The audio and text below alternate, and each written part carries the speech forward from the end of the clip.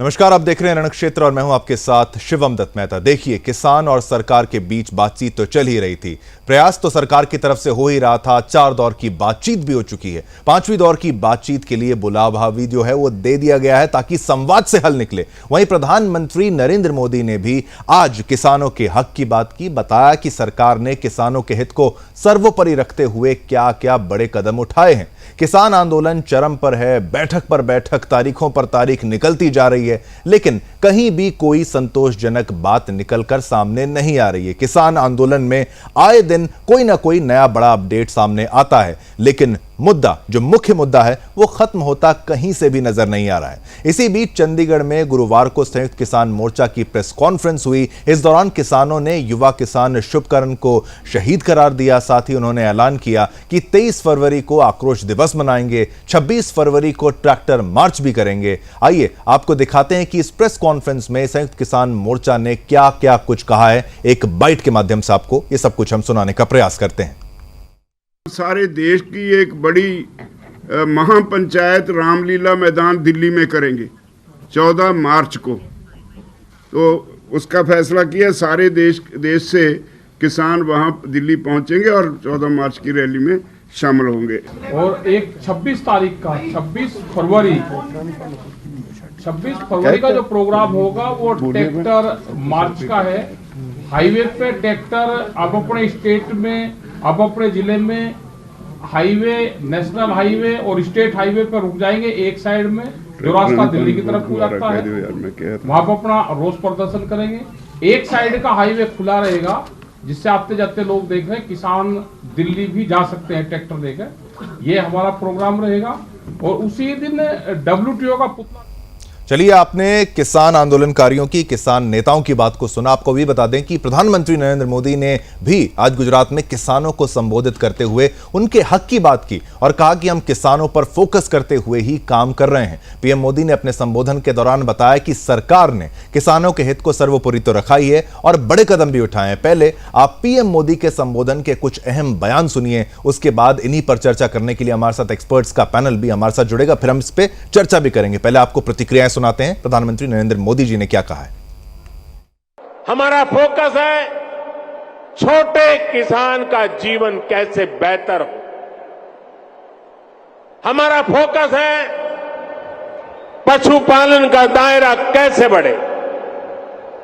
हमारा फोकस है पशुओं का स्वास्थ्य कैसे बेहतर हो। खेती हो, पशुपालन हो, मछली पालन हो, इन सभी सेक्टर्स में ये समितियां बनाई जा रही है। हम तो मेड इन इंडिया यानी मैन्युफैक्चरिंग में भी सहकारी समितियों को प्रोत्साहित कर रहे हैं। उनके लिए टैक्स को भी बहुत कम किया गया। देश में 10,000 किसान उत्पाद संघ यानी FPO बनाए जा रहे हैं, जिनमें से लगभग 8,000 बन भी चुके हैं। ये छोटे किसानों के बड़े संगठन हैं। ये छोटे किसान को उत्पाद के साथ साथ कृषि उद्यमी और निर्यातक बनाने का मिशन है। हमने किसानों को ऐसे आधुनिक बीज दिए हैं जो जलवायु परिवर्तन का मुकाबला कर सके। भाजपा सरकार राष्ट्रीय गोकुल मिशन जैसे अभियानों के माध्यम से दुधारू पशुओं की नस्ल सुधारने का भी काम कर रही है। लंबे समय तक फुट एंड माउथ डिसीज, मुंह पका और खरपका हमारे पशुओं के लिए बहुत बड़े संकट का कारण रही। इसी बीमारी के कारण हर साल हजारों करोड़ रुपए का नुकसान आप सभी पशुपालकों को होता है। इसकी रोकथाम के लिए केंद्र सरकार ने पूरे देश में एक मुफ्त टीकाकरण अभियान चलाया। इस अभियान पर 15,000 करोड़ रुपए से ज्यादा खर्च किए जा रहे हैं। इसके तहत 60 करोड़ टीके लगाए जा चुके हैं। सरकार ने पशुधन का बीमा कराने में किसान का कम से कम खर्च हो, इसके लिए प्रीमियम की राशि को भी कम करने का फैसला लिया है। ये फैसले पशुओं की संख्या बढ़ाने, पशुपालकों की आय बढ़ाने में और मददगार साबित होंगे कि किसानों को गांव के निकट ही वैज्ञानिक समाधान मिल सके, जैविक खाद बनाने में किसानों को मदद मिले, इसके लिए भी व्यवस्थाएं बनाई जा रही है। साथियों, हमारी सरकार का जोर अन्नदाता को ऊर्जादाता बनाने के साथ ही उर्वरक दाता बनाने पर भी है। हम किसानों को सोलर पंप दे रहे हैं, खेत की मेड़ पर ही छोटे छोटे सोलर प्लांट लगाने के लिए मदद दे रहे हैं। इसके अलावा गोवर्धन योजना के तहत पशुपालकों से गोबर भी खरीदने की व्यवस्था बनाई जा रही है।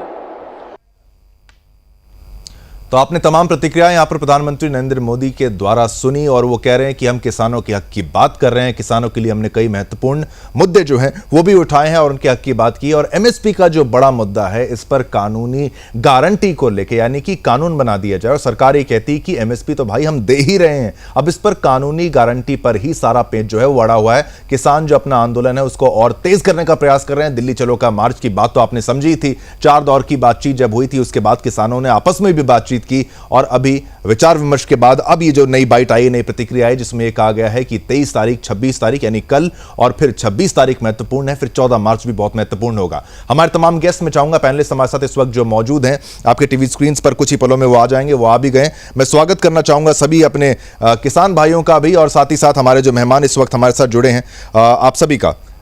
तो हमारे साथ इस वक्त चंद्रमोहन शर्मा जी हैं, प्रवक्ता हैं कांग्रेस के, वो हमारे साथ हैं। पवन गोयल, प्रवक्ता बीजेपी के, वो हमारे साथ इस वक्त मौजूद हैं। मटरू नागर जी हमारे साथ इस वक्त मौजूद हैं। हमारे साथ आपका स्वागत है। एनसीआर अध्यक्ष बेक्यू टिकैत यूनियन का और राष्ट्रीय अध्यक्ष हमारे साथ चौधरी सवित जी, वो भी हमारे साथ मौजूद हैं। चौधरी सवित मलिक जी, राष्ट्रीय अध्यक्ष किसान यूनियन के। मामला किसानों से जुड़ा हुआ है, इसलिए चौधरी सवित मलिक जी आपसे हम इस बात की शुरुआत करते हैं। सरकार से किस बात पर इतनी ज्यादा नाराजगी है? बैठकों का दौर जो है लगातार जारी है, सरकार ने खुले दिल से आपको बुलाया है, आप अपनी बात रखिए। कई बातों में वो कह रहे हैं कि हमने काफी बातें मानी है, लेकिन हर फसल पर एमएसपी की गारंटी दे पाना क्या आपको लगता है संभव है? सरकार कर पाएगी? क्या फ्लेक्सिबिलिटी किसानों की तरफ से भी दिखाई जानी चाहिए? अगर उसकी कमी हो जाएगी तो फिर बात तो एक तरफा हो जाएगी। प्रतिक्रिया चौधरी जी। शिवम जी, बिल्कुल आसान है और आप कह रहे हैं कि बातचीत के रास्ते खुले हैं, बातचीत के लिए तैयार किसान भी है, लेकिन उनके लिए जो कील गाड़ी गई है, जो नुकीले तार लगाए गए हैं, जो जानवरों के लिए प्रतिबंधित है, जो नेशनल हाईवे है उसको दीवार आपने रोक दिया है, क्या ये संविधान कहता है? आप नियत से किसानों पर गोलियां चला रहे हैं।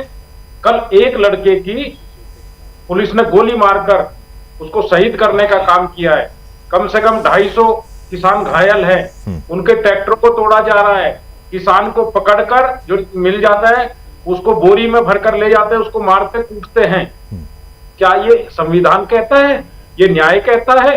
अगर किसान लाठी उठा लेगा उसको नक्सली कहेंगे, खालिस्तानी कहेंगे, उसको देश तो भाई गोली खाता रहे, मरता रहे, अपने अधिकार की लड़ाई ना लड़े। अरे हम क्या मांग रहे हैं शिवम जी? हम वही तो बात मांग रहे हैं जो इन्होंने हमसे वादा किया था चुनाव में। जब वादा कर रहे थे हम सोच लेते कि हमको वादा नहीं करना चाहिए। जब 13 महीने किसान आंदोलन कर रहा था, दिल्ली में बैठा हुआ था, उस वक्त माननीय देश के प्रधानमंत्री जी ने कहा था एमएसपी प्रभावी है और रहेगी और हम इसको आगे और ज्यादा प्रभावी। चौधरी जी, एमएसपी सरकार का तो दावा है कि एमएसपी तो हम आपको दे रहे हैं, लेकिन अगर आप एक कानूनी गारंटी की बात कर लें तो उसके बाद अगर कोई आपकी एमएसपी की बात को नहीं मानता तो लीगली उसको या तो उसको कोई सजा हो सकती है या फिर आप उसको कोर्ट ले जा सकते हैं। ऐसे में बाजार में कंपटीशन, जो डिमांड सप्लाई की पूरी, वो आप ज्यादा बेहतर समझते होंगे। आप फसल को उगाते हैं, उसको बेचते हैं, मार्केट में लेके जाते हैं। अगर इसमें हम एक एमएसपी की चीज को ला दिया जाए, नहीं, मेरी एक छोटी सी बात है, एमएसपी का मुख्य उद्देश्य यह था कि भाई अन्नदाता इसीलिए पूजनीय है क्योंकि भाई जब हमें फसलों की जरूरत है, जब अनाज चाहिए हमें, जब वहां पर चावल की जरूरत है, पूरे देश में कहीं ऐसी भुखमरी की स्थिति ना पैदा हो, इसलिए प्रोत्साहन दिया। अब वो भंडारण हमारे पास है, हम चाहते हैं किसान और भी फसलें उगाएं। इस लिहाज से भी आप समझाइए कि क्या एमएसपी पर जो गारंटी अगर कानून की दे दी जाए तो उससे किसी को खतरा तो नहीं है? लोगों का यही डर है। ये डर अगर आप दूर कर दें तो क्या पता सरकार मान जाए। चौधरी जी, सिग्नल मुझे लगता है यहां पर वीक हुआ है, अगर सुन पा रहे हैं। ठीक है।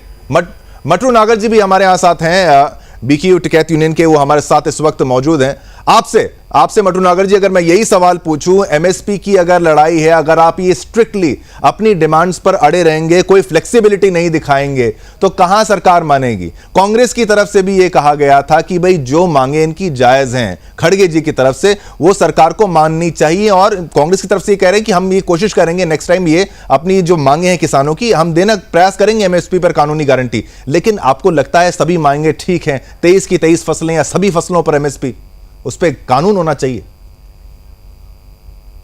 शिवम भाई, पहले तो मैं ये क्लियर कर दूं, ना हमें कांग्रेस से कोई लेना देना, कांग्रेस क्या कह रही है, या कांग्रेस पहले शासन में रही जब नहीं कर पाई। रही बात अब एमएसपी की, एमएसपी का हमारा सीधा सवाल आपके माध्यम से ये है, एमएसपी हम मांग किस चीज की एमएसपी रहे हैं? हम केवल इतनी एमएसपी मांग रहे हैं जितनी सरकार को जरूरत हो उतना खरीदे। बाकी किसान हम कहिए थोड़ी कह रहे हैं कि आप हमारा सारा ही धान या सारा गेहूं खरीद लो, जितनी सरकार को जरूरत है उतनी खरीद ले, लेकिन एमएसपी पे का प्रावधान बना दे, कानून बना दे, इस रेट से नीचे कोई भी फसल नहीं खरीदेगा। केवल इतनी ही तो मांग है हमारी। अच्छा, और कौन सा सरकार से कौन सा ऐसा, क्या एक बिंदु हमें ऐसा बताओ जो सरकार की पहुंच से बाहर है जो हमने मांग लिया? अपनी फसल का वाजिब रेट, मिनिमम, मैक्सिमम नहीं, मिनिमम वाजिब रेट भी नहीं मांग सकते हम अपनी फसल का। सरकार कहां की दानदाता है? सरकार से हमने क्या मांग लिया? मोदी जी गुजरात में जाके कह रहे हैं सोलर पैनल देंगे जी। गुजरात में मोदी जी दिल्ली में आके गारंटी दी किसान को? नहीं, वो ठीक है, आपकी बात ठीक है, आप ये आपका गुस्सा भी जायज हो सकता है, लेकिन आप जिस तरीके से कह रहे हैं कि भाई सरकार आपकी उतनी फसल खरीदे जितनी सरकार को आवश्यकता है, कल को ये तो नहीं होगा कि आपकी सारी फसल है, अगर कोई प्राइवेट प्लेयर होगा उसको खरीदना पड़ेगा, अगर वो नहीं चाहती है तो प्राइवेट प्लेयर भी कभी यही कहेगा ना कि सरकार पहले उस फसल को खरीदे तब हम उसको खरीदें। ये भी तो इसमें एंगल आ सकता है। भाई उस प्राइवेट की तो चिंता है सरकार को, किसान की चिंता नहीं है। उस प्राइवेट को ही तो सरकार रखाना चाह रही है। एक बात मटरू जी, किसान, एक बात आप ये समझ लीजिए, आप पहले भी प्राइवेट प्लेयर से डील तो कर ही रहे हैं। आप अगर गन्ना भी उगा रहे हैं, अपने उत्पाद उगा रहे हैं, तो उसको जाके प्राइवेट प्लेयर्स को तो आप दे रहे हैं। नुकसान अंत नहीं, मैं कह रहा हूं, देखिए मैं कह रहा हूं, बिहार का प्राइवेट कहां गया? बिहार की मंडियां कहां गई? बिहार में कौन खरीद रहा है? ठीक है, कौन सी सुविधा बीजेपी ने बिहार में कर दी? तो आप क्या कह रहे हैं, सरकार उतना ही? बिहार का किसान कहां फसलें हैं उनकी, कहां रेट है? ठीक है, बिहार बर्बाद कर दिया मंडी के तौर पर, मंडी खत्म कर दी बिहार की। ये पूरे देश में बिहार ही लागू करना चाहते हैं, बिहार की तर्ज पे ही मंडियां खत्म कर देंगे। ठीक है, कौन सा गुनाह कर दिया? और फिर एमएसपी देने की बात कर रहे हो आप, हम लेने की बात कर रहे हैं। लाठी बजा रहे हो, गोली चला रहे हो, कीले ठोक दी, रोड खुदवा दिए, आतंकवादी बता दिए। मटरू जी, इतनी बड़ी संख्या में अगर लोग दिल्ली का कूच करेंगे, आपको यह भी तो समझना होगा, जो पुलिस की तरफ से किया जा रहा है वो पुलिस की जिम्मेदारी है, उनको कोई इनपुट होगा। पुलिस कोई विदेश की पुलिस तो है नहीं। इतनी भारी संख्या में दिल्ली में लोग कूच करेंगे? दिल्ली में लोग नहीं रहते क्या? नहीं, दिल्ली में लोग रहते हैं और कूच करेंगे, ट्रैक्टरों के बाद आप रोड को ब्लॉक करेंगे ना। 13 महीने आंदोलन चला, मटरू जी, आपको बिल्कुल आंदोलन का हक है। तमाम कोर्ट की तरफ से भी डायरेक्शन थी कि भाई ट्रैक्टर ट्रॉलियों का हाईवे पर इस्तेमाल नहीं, और हम कहते हैं कोई बात नहीं, ठीक है, वो आपका और कोर्ट का मामला है। किसान कहता है भाई हमारे पास ट्रैक्टर ट्रॉली, हम उसी से जाएंगे। लेकिन आप अगर बाधित करते हैं, आम जनता को भी परेशान करते हैं, मानता हूं चुनाव आने वाले हैं, आपको मांगे मंगानी। किसान ने कौन सा रोड बाधित कर दिया? कौन सा रोड? किसान रोड अगर रोका है सच्चाई में तो सरकार ने रोका है। बैरिकेडिंग की हुई है सरकार ने की हुई है, पिलर लगाए हैं सरकार ने लगाए, कटीले तार सरकार ने लगाए हैं। ठीक है, बिल्कुल। तो आपके ये तमाम सवाल हैं कि भाई हमारी तरफ से ऐसा कुछ नहीं किया जा रहा, और बल का प्रयोग अगर किया जा रहा है तो केवल और केवल सरकार प्रशासन के द्वारा किया जा रहा है। भाजपा के प्रवक्ता भी इस वक्त मेरे साथ मौजूद है, पवन गोयल जी, ये केवल और केवल सरकार पर आरोप लगा रहे हैं। हालांकि हम ये प्रयास कर रहे हैं कि ये मामला प्रेम पूर्वक हल निकले, इसको उग्र ना किया जाए, लेकिन फिर मामला वही आता है कि रोडों को ब्लॉक करना, किसानों को आगे जाने दिया जाना, और उसी के साथ इस पूरे आंदोलन को कहीं ना कहीं कुछ तत्व हमेशा से, पिछली बार की अगर बात करें, हाईजैक करने का जो प्रयास करते हैं, वो हम में से कोई भी मीडिया संस्थान नहीं चाहता ऐसा हो जाए। और कांग्रेस की तरफ से मैंने बार बार ये बात कही है कि जायज मांगों को मानने का हर सरकार का प्रयास रहना चाहिए, और अन्नदाता को हम सब मानते हैं। अब पवन गोयल जी, आपकी क्या प्रतिक्रिया रहेगी दो किसान नेताओं के इस बयान पर? जी, अभी आपने दोनों किसान नेताओं को सुना होगा। जी, आपका ऑर्डर लगा दिए हैं जी। आवाज आ रही है आपको सर? बिल्कुल आ रही, बिल्कुल आ रही। सर पहली बात तो सरकार के सुरक्षा कर्मी बचाव के लिए। दूसरी सबसे महत्वपूर्ण बात, ये चीजें हमें क्यों करनी पड़ रही है? ये चीजें इसलिए करनी पड़ रही है कि राज्य के अंदर हरियाणा हो, पंजाब हो, दिल्ली हो, उसके अंदर माहौल खराब ना हो। तीसरी एक सबसे महत्वपूर्ण बात, जब सरकार किसानों के साथ, किसान नेताओं के साथ हर तरह की बातचीत करने को तैयार है, तो फिर आंदोलन की जरूरत क्या है? फिर दिल्ली कूच करने की जरूरत क्या है? दिल्ली कूच कब किया जाए? एक मिनट, मैं आपके बीच में नहीं बोला था, मैं आपके बीच में नहीं बोला। नहीं, मटरू जी, ऐसा मत करिए, ऐसा मत करिए। दोनों किसान नेताओं से, मलिक जी, नागर जी, दोनों आपको मौका दिया। एक मिनट, ऐसे जनता क्या समझेगी? मैं लड़वाने नहीं बैठा हूं, मैं लड़वाने नहीं बैठा हूं, पहले बात आने दीजिए। भाजपा के प्रवक्ता बोलेंगे, फिर आंदोलन नहीं किया। मलिक जी, एक बार उनका पॉइंट तो आने दो, आप पॉइंट तो आने दो, फिर बोलिएगा वापस आप शिवम बोलिए। जी, भारत एक लोकतांत्रिक देश है, सबका आंदोलन करने का अधिकार है, लेकिन आंदोलन के साथ साथ अगर सरकार तुम्हारी बात को ना सुने, तुम्हारी मांगों को जायज ना ठहराए, तुमसे बातचीत ना करे। माननीय मोदी जी ने, देश के प्रधानमंत्री ने किसानों से झुककर माफी मांगी थी। काले कानून जो इन्होंने कहा था उसको वापस लिया गया था। पिछली सरकारों के मुकाबले किसानों पे गोलियां नहीं चलाई थी, 1975 की इमरजेंसी नहीं लगाई थी। क्यों? क्योंकि ये सरकार किसानों की सरकार है। एक और एग्जाम्पल देना चाहता हूं मैं, 2013-14 में एमएसपी के हिसाब से 1310 रुपए कुंटल का रेट था। आज 2021-22 में वही धान का रेट 2000 है, वही गेहूं का रेट 1400 रुपए था, आज 1900 समथिंग रुपए है। एमएसपी की मांग को सरकार ने धीरे धीरे बढ़ाया, 1300 से 2000 कुंटल पे आ गई। एक और महत्वपूर्ण बात, 2021-22 के अंदर 434 लाख मीट्रिक टन गेहूं खरीदा गया किसान से। ये भारत का आज तक का रिकॉर्ड है। दूसरी एक और बात, सरकार ने समय समय पर किसानों के लिए बीमा किया गया। 20,000 करोड़ रुपए का बजट था, जो कन्वर्ट करके सरकार ने 1,32,000 करोड़ रुपए का फसल के लिए बीमा बजट किया गया। एक और बात, सरकार ने किसानों के लिए यूरिया की व्यवस्था कराई, काउंटर खोले गए, खाद की व्यवस्था कराई। एक सेकंड और, ट्रैक्टरों पर सब्सिडी दी गई। ये सरकार किसानों की सरकार थी, सरकार है, सरकार रहेगी। जो सुरक्षा कर्मी लगे हुए हैं, वो राज्य का माहौल खराब ना हो। दूसरी बड़ी बात, अभी मेरे किसान नेता बता रहे थे जिस तरीके से किसान घायल हो गए, लेकिन वो जो हमारे जवान घायल हुए हैं, कई ऐसी वीडियो है जिसके अंदर पत्थरबाजी हुई है उनके ऊपर, लेकिन सरकार ये तालमेल बिठाना चाहती है। मेरी आप लोगों से विनती है, आप दिल्ली बैठकर, सरकार आपके साथ, आपके दरवाजे पर आके बात कर रही है, आप इस आंदोलन से अच्छा बातचीत करके रास्ता निकाले।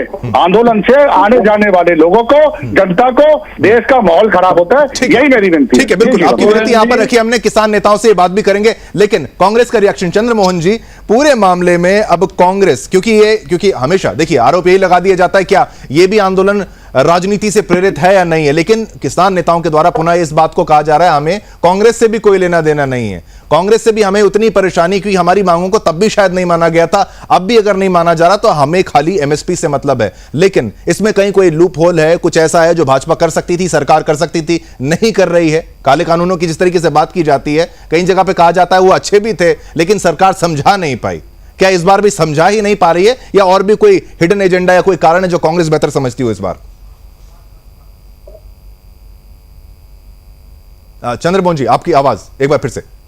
हेलो, हाँ, शिवम भाई, आवाज आ रही है? बिल्कुल बिल्कुल, आप बोलिए। देखिए शिवम भाई, बेसिक क्या है कि आपने जिस विषय के ऊपर डिबेट होते हुए 3 वक्तव्य आपके सामने आ गए, और मेजर वक्तव्य किसका है? वो भाजपा का है, जो सरकार के ऊपर बैठी है। और अभी हमारे मिलकर में जिन बातों के किसान आके क्यों बैठे हुए हैं, तो किसान आए क्यों हैं? और इससे जब एक साल के बाद दोबारा 2 साल के बाद किसान फिर दोबारा सड़कों पे आया है, तो क्या किसान जिम्मेवार है इसका? जब देश के प्रधानमंत्री आप कहते हैं कि उन्होंने माफी मांगी है, उन्होंने कहा कि मेरे से कोई भूल हो गई, मेरी तपस्या में कमी रह गई, तो 2 साल से वो तपस्या देश के प्रधानमंत्री और भाजपा किसानों के लिए पूरी नहीं कर पाए कि किसानों को दोबारा आ गई। आपकी तपस्या किसानों के लिए नहीं थी, आपकी तपस्या अपने क्रोनी कैपिटल के लिए थी, जो आज आपने साबित भी करा कि अमूल को राष्ट्र से बड़ा बना दिया। देश के प्रधानमंत्री ने एक कंपनी को प्रोपोगंडे के तहत इतना बड़ा भाषण दे दिया, इतना कुछ कह दिया, समृद्धि, विकास। अरे विकास देश का होता है, और देश के अंदर जो व्यापारी होते हैं, जो इंडस्ट्री होती है, उससे देश का होता है, ना कि इंडस्ट्री का विकास होता है। कब समझेंगे आप? और देश का विकास देश का किसान और जवान करता है, और आपने तो देश के किसान और जवान दोनों को आपस में लड़वा दिया। अगर आप जवान की फोटो दिखा के कहते हैं कि जवान घायल हुआ, वो भी दुख दर्दनीय बात है। और अगर मेरे देश का किसान गोली से मरता है और वो जवान हो और उसको गोली लगे, तो वो भी दुख की बात है। ठीक है। और ऐसे प्रधानमंत्री और ऐसे भाजपा के नेताओं को वो ये कहते हैं कि देश के प्रधानमंत्री मन की बात करते हैं। अरे 2 साल में आपने कितनी बार मन की बात करी? तो आप किसानों के मन की बात समझ पाए गोयल साहब? अभी आपने एक आंकड़ा दिया था, आपके आंकड़े बहुत अच्छे होते हैं और आंकड़ों का डाटा तो होता है आपके पास, लेकिन उसका प्रूफ नहीं होता आपके पास। 1321 के रेट का 2000 रेट तो आप कह रहे हैं, तो फिर देश का किसान सड़कों पर क्यों आया? आपने उसके रोड के ऊपर, उसकी मशीन के ऊपर, उसकी बिजली के ऊपर, उसकी खाद के ऊपर सब पे आपने जीएसटी लगा दी, बिजली पे जीएसटी लगा दी। आपने उसके जो कर्ज था, उस कर्ज माफी की बात तो एक देश के मुख्यमंत्री हुआ करते थे, शायद आप नहीं जानते हो, मैं बता देता हूँ, गुजरात के। ठीक है। और जब सरकार कांग्रेस की थी, बड़ी ऊंची आवाज में किसानों की बात करते थे, और यही बातें करते थे जो आज किसान मांग रहे हैं। बिल्कुल। तो देश के प्रधानमंत्री होने के बाद क्या कारण है वो बंद होगी? क्योंकि सत्ता मिल गई। हाँ। सत्ता के लालच के अंदर आप सबको गलत कहेंगे, अपने आप को चलिए, देखेंगे। बिल्कुल बिल्कुल। चंद्र मोहन जी, ये एक सवाल का जवाब ये भी दे दीजिए, क्या जो एमएसपी की गारंटी पर कानून की मांग है, क्या कांग्रेस उसको लागू कर सकती है? क्या 100% ये पॉसिबल है? चाहे देश के बजट को भी अगर आप बेहतर समझ रहे हैं, सब कुछ बातों को समझकर, क्या इस फैसले पर, इस नतीजे तक पहुंचा जा सकता है? बिल्कुल। हमारे नेता आदरणीय मल्लिकार्जुन खड़गे और राहुल गांधी जी ने जिस बात को दिया है, उसका हमने पूरा विशेषज्ञों से राय लेके इसका मापदंड तैयार किया है, और हम आने वाले अपने इस एजेंडे को पूरी तरह से विस्तारित करके मैनिफेस्टो में उसमें भी लाके देंगे और इसको दिखाएंगे भी जनता के सामने। और हम एमएसपी की गारंटी, अगर सरकार हमारी आती है तो हम पूरी एमएसपी की गारंटी देंगे जो किसान मांग रहे हैं। क्योंकि हरित क्रांति, श्वेत क्रांति और किसानों का लोन अगर किसी ने माफ करा तो कांग्रेस ने किया, स्वर्गीय इंदिरा गांधी ने करा, मनमोहन सिंह जी ने करा। और उसी के बाबत पे तो मैंने फिर बोल रहा हूँ, गोयल साहब सोचिएगा, पढ़िएगा, देखिएगा, एक गुजरात के मुख्यमंत्री की उन चीजों को याद करिएगा। नहीं, ठीक है, लेकिन ये भी तो आरोप है, किसान तो कांग्रेस से भी त्रस्त नजर आए, कांग्रेस से भी त्रस्त नजर आए। अगर ठीक है, एमएसपी पर गारंटी का कानून कांग्रेस काल में भी तो दिया जा सकता था, तब क्यों नहीं दिया गया? लेकिन अभी काफी समय हो चुका है, तो ये आरोप आप पर अभी फिलहाल नहीं बन रहा, लेकिन आने वाला क्या ये केवल चुनावी वादे के तौर पर इसको देखा जाएगा? नहीं। चौधरी सवित जी, आप बताइए मुझे, अब क्या आपको लगता है कि अब विपक्ष इस बात का फायदा उठाएगा? क्योंकि आपका आंदोलन इस समय जो है, बिल्कुल समय वही होता है जब चुनाव नजदीक होते हैं, और यही मौका होता है कि अपनी मांगे सरकार तक रखी जाएं। लेकिन आपको क्या लगता है, अगर इस पर विपक्ष का इन्वॉल्वमेंट होता है, तो क्या आप विपक्ष को समर्थन करेंगे, या फिर आप अनटच रहेंगे और भाई अपने हिसाब से ही चलते जाएंगे? शिवम जी, विपक्ष को बिल्कुल फायदा उठाना चाहिए। जब बीजेपी विपक्ष में थी, ये भी फायदा उठाती थी, और जो भी पार्टी विपक्ष में होती है वो किसानों की हमदर्द होती है। लेकिन जैसे ही किसान आपने जो बात बोली ना सर मलिक साहब, जो विपक्ष में होती है किसानों की हमदर्द होती है, इसको अंडरलाइन कर लिया जाए क्या? इसी को अंडरलाइन करके ये समझ लिया जाए तो केवल चुनावी वादा ये होता है। और जैसे ही बीजेपी जब विपक्ष में थी, हमारे बड़े बड़े मंचों पे जाती थी, ये लोग तो अभी नहीं आ रहे हैं, और तमाम घोषणाएं करते थे। और एमएसपी कमेटी के अध्यक्ष 2010-11 में मोदी जी थे, उन्होंने कहा था कि मिलनी चाहिए। और 2000 लोकसभा के चुनाव से पहले उन्होंने तमाम मंचों पे कहा कि आते ही पहली कैबिनेट में किसानों का कर्जा माफ। उन्होंने कहा नहीं, ठीक है मलिक साहब कर्जा माफ वाले मुद्दे पर जरूर आएंगे। देखिए मलिक जी, कर्जा माफ पे आते हैं, एमएसपी वाले पर पुनः आते हैं। क्या सरकार आपको कोई एमएसपी नहीं दे रही है? कि एमएसपी दिया जा रहा है, नहीं दिया जा रहा है? अगर दिया जा रहा है तो क्या वहां पर लूप होल है, और नहीं दिया जा रहा है तो कहां नहीं दिया जा रहा है, वो भी विस्तार से आप समझाइए ताकि सरकार तक मैसेज जाए। देखो शिवम जी, बहुत कम लोग एमएसपी पे अपना माल बेच पा रहे हैं। जैसे बिहार में और कई जगह तो इन्होंने मंडियां ही खत्म कर दी हैं, कहीं पर जाकर जो नहीं खरीदते कुछ नहीं। हमारा कहना है जितनी सरकार को जरूरत है उतना खरीदे, सरकार बिल्कुल ना खरीदे।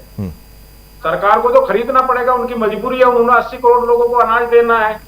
हम कहते हैं आप बिल्कुल मत खरीदिए हमारा अनाज, इतना कर दीजिए जो मिनिमम सपोर्ट प्राइस कम से कम जो होता है, जो सरकार निर्धारित करती है, किसान निर्धारित नहीं करता।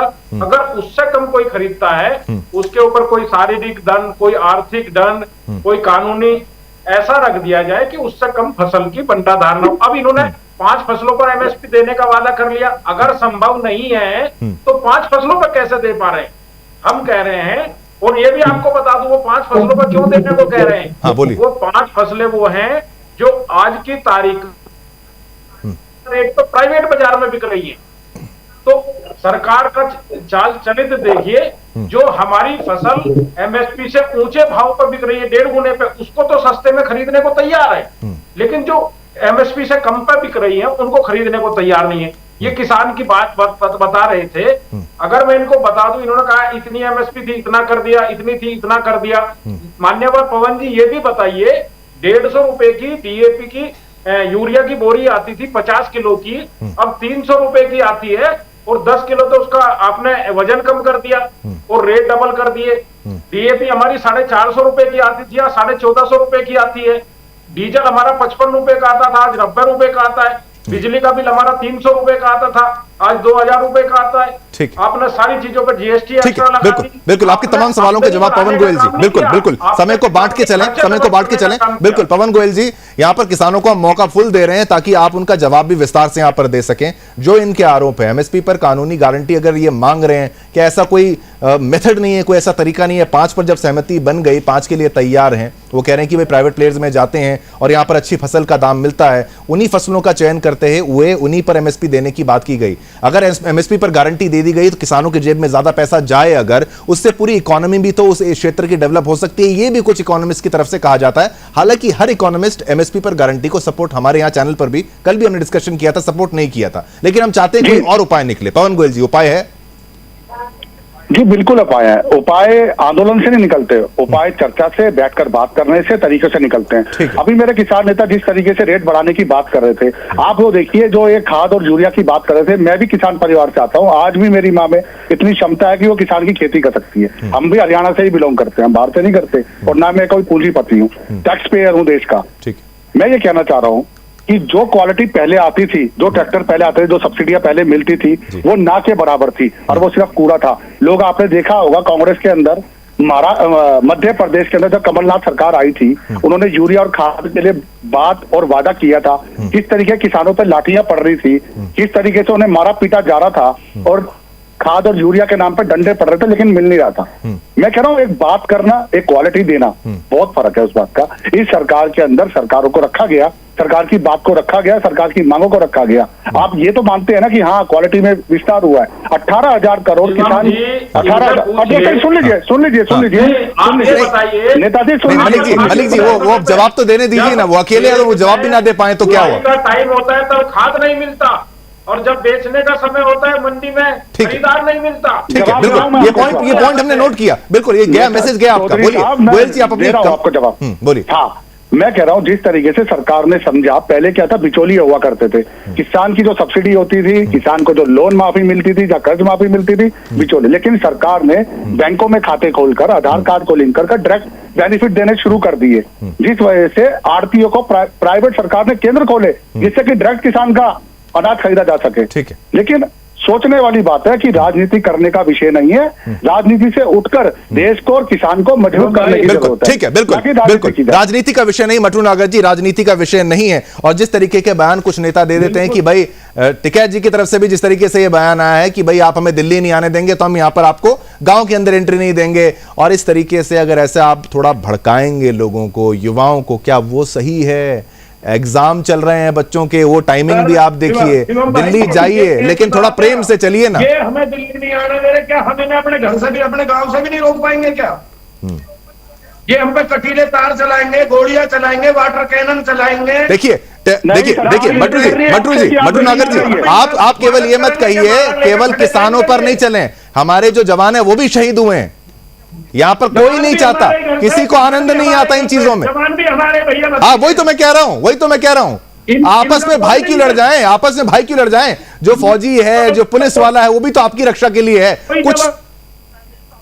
ठीक है, हमारे बच्चे, हाँ बिल्कुल वही मैं कह रहा हूं। तो इस तरीके के दोनों सदस्यों को इन्होंने सरकार जो एक मिनट करने के लिए बिल्कुल 24 घंटे तैयार है। बिल्कुल, जब बातचीत के लिए तैयार नहीं, पूरे लाव लश्कर के साथ मटरू जी, पूरे लाव लश्कर के साथ इतने सारे किसान अगर वहां पर जाएंगे, ये एक अलग मैसेजिंग के तौर पर भी देखा जा रहा है। ये भी हमारा आपसे सवाल है, उसको ना करके अगर एक पीसफुल मार्च अगर ले जाया जाए या सरकार से बातचीत संवाद करिए ना। बिल्कुल शांति प्रिय तरीका से बता रहा हूं मैं। 2 साल से सरकार कहां थी?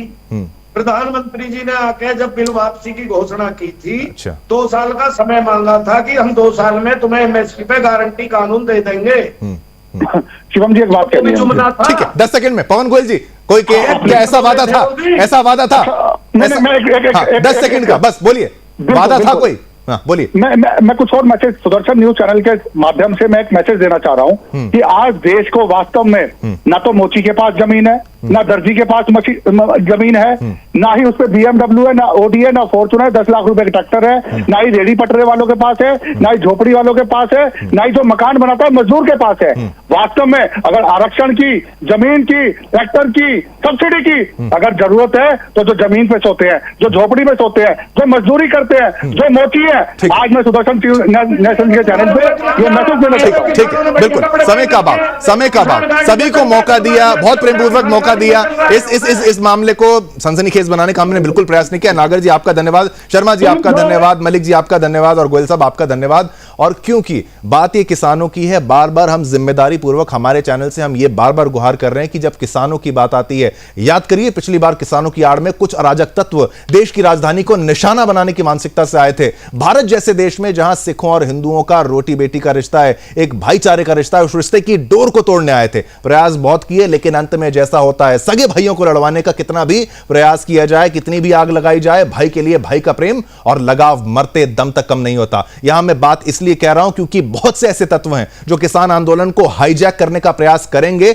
और कर भी रहे हैं, और इसको धर्म की लड़ाई बताने का भी प्रयास करेंगे, लेकिन वो फिर भी असफल ही होंगे। वो किसानों के कंधों पर सवार होकर अपनी संकीर्ण मानसिकता से प्रेरित होकर अपने लक्ष्यों को हासिल करने का प्रयास करेंगे। खुद हिंदुओं को गाली देंगे, लेकिन खुद अपने ही धर्म को बदनाम करेंगे, या अपनी राजनीतिक रोटियां सेकने का प्रयास करेंगे, लेकिन वो अंततः असफल ही होंगे। बात सिर्फ इतनी है कि बात किसान की है तो मुद्दा किसानी से ही जुड़ा रहे तो बेहतर है, जैसा हम अपनी चर्चा में आज कर रहे हैं। हिंदुओं के लिए गुरुद्वारा मंदिर समान है और रहेगा, और इसमें केवल प्रेम है और कुछ नहीं है। इसलिए जो खालिस्तानी एंगल बार बार लाने का प्रयास कुछ तत्वों की तरह किया जा रहा है, उसको हम खंडन करते हैं, उसको आने भी नहीं देंगे। ये ना देश, जो देश की बात करें ना, ये देश ना पाकिस्तानियों से डरता है ना खालिस्तानियों से, और पन्नू जैसे जोकरों के बड़बोलेपन से तो बिल्कुल भी नहीं डरता। ये संदेश उन तमाम मीडिया संस्थानों को भी जो समझते हैं कि वो क्या कर रहे हैं, पर नाटक ऐसे कर रहे हैं जैसे कुछ पता ना लगे। ये व्यूज के चक्कर में देश को बेचने वालों को हमारा यही संदेश है, बाज आ जाओ, जिस बात के बारे में जानते नहीं उस मुद्दे पर मुंह ना खोलो। अपने टीआरपी और व्यूज के लिए भाइयों में दरार डालोगे तो उसी दरार में गिर के तुम्हारा अस्तित्व समाप्त हो जाएगा। ये मुद्दा किसान का था और किसान के मुद्दों पर लगातार हम चर्चा करते रहेंगे। आज का मुद्दा केवल इतना ही। मुझे यानी शिवम दत्त मेहता को आगे दीजिए, कल फिर एक बड़े मुद्दे के साथ आपके समक्ष पेश हो जाऊंगा। जय हिंद।